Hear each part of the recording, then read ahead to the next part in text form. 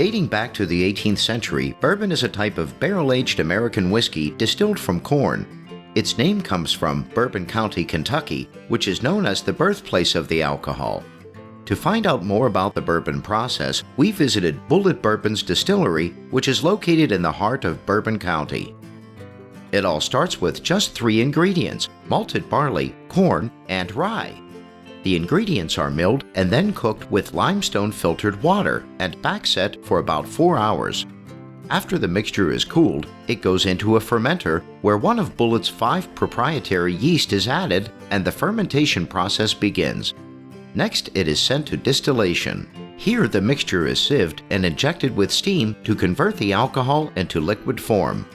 This liquid gets redistilled using coil steam and is then put in Bulleit's American white oak barrels. In the barrels, the bourbon ages and picks up some of the flavors from the barrel's wood.